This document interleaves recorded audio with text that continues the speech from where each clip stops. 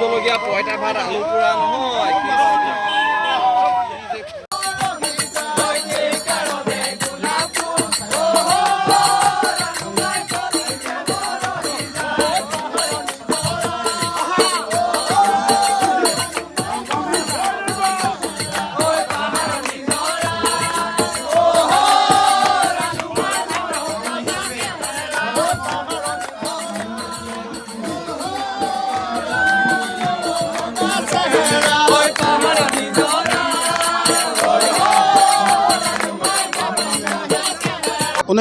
চনত প্ৰতিষ্ঠা হোৱা নবোদয় যুৱক সংঘই আজি ৪৬ সংখ্যক বৰ্ষ উদযাপন কৰিছে দ্বিতীয় দ্বিবাৰ্ষিক অধিৱেশনেৰে। কালিৰে পৰা আমাৰ ইয়াত অনুষ্ঠান অনুষ্ঠিত হৈছে।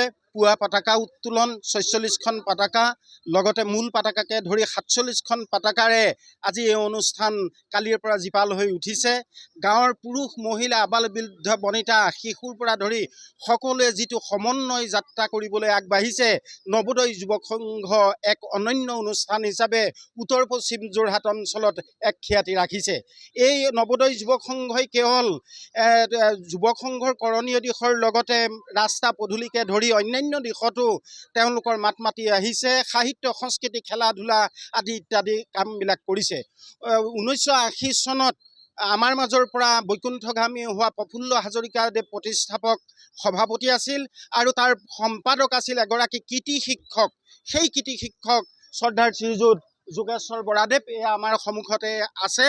এই শিক্ষকজনে তেখেতে সেৱাও কৰিলে, লগতে তেওঁ অনাই হিচাপে নিজৰ জীৱন শিক্ষক হিচাপে অনায়ো খাটিলে, তেনেদৰে শেষ কৰিলে। আৰু তাৰ লগতে তেখেতে কিন্তু এটা কৃতিত্ব ৰাখিলে যে এই নবোদয় যুৱক সংঘ প্ৰতিষ্ঠা কৰি এতিয়া যুৱকসকলে সাহিত্য সংস্কৃতি ক্ৰীড়া আদি সাংস্কৃতিক দিশত আগবাঢ়ি যোৱাত উল্লেখনীয় ভূমিকা গ্ৰহণ কৰি আছে।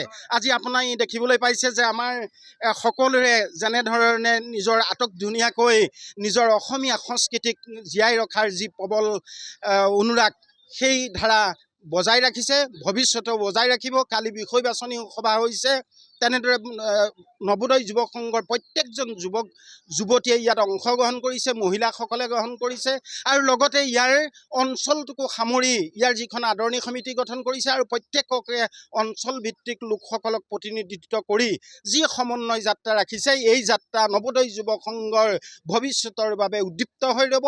এই সূৰ্য থাকে মানে নৱোদয় যুৱক সংঘ জীয়াই থাকিব।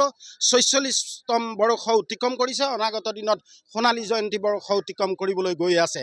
আজি এই আপাতে সাংস্কৃতিক শোভাযাত্ৰা উদ্বোধন কৰা অৱসৰপ্ৰাপ্ত এছিষ্টেণ্ট ইঞ্জিনিয়াৰ প্ৰশান্ত শইকীয়াদেৱে এই সাংস্কৃতিক সন্ধ্যা উদ্বোধন কৰিছে। তেখেতকো আমি নৱোদয় যুৱক সংঘৰ তৰফৰ পৰা আমি আন্তৰিক কৃতজ্ঞতা জ্ঞাপন কৰিছোঁ। আৰু অনাগত আজি সন্ধ্যালৈ সাংস্কৃতিক কাৰ্যসূচী হ'ব। নিৰ্দিষ্ট বক্তা হিচাপে এজন বোলছবি অভিনেতা হিমাংশু বৰুৱা, প্ৰসাদ দাসদেৱ ইতিমধ্যে আহি আমাৰ মাজত উপস্থিত হৈছেই। এয়া হ'ল নৱোদয় যুৱক সংঘৰ প্ৰতি থকা আন্তৰিকতা। এই আৰু লগতে ডিব্ৰুগড় বিশ্ববিদ্যালয়ৰ উপাচাৰ্য মহোদয় ডক্টৰ জিতান হাজৰিকাদেৱ আমাৰ গাঁৱৰে, তেখেতো আজি ইয়াত অংশগ্ৰহণ কৰিব। আৰু আপোনালোকে আজি এই মুকলি সভাত অংশগ্ৰহণ কৰি নৱোদয় যুৱক সংঘৰ এই আন্তৰিক প্ৰচেষ্টাক আপোনালোকে আদৰণি জনালে ভাল পাম। আৰু অনাগত দিনতো নৱোদয় যুৱক সংঘই লোৱা কাম কাজক সমৰ্থন দি যাব বুলি সকলোকে অনুৰোধ জনাই আমি আমাৰ এই সাংস্কৃতিক কৰ্মসূচী ইতিমধ্যে শোভাযাত্ৰা কৰিলে তেখেতকো ধন্যবাদ জনালোঁ। লগতে আপোনালোকে আহি আমাৰ বা বাতৰি প্ৰকাশ কৰিবলৈ লোৱাত তাৰ বাবে আপোনালোককো ধন্যবাদ আৰু কৃতজ্ঞতা জনালোঁ।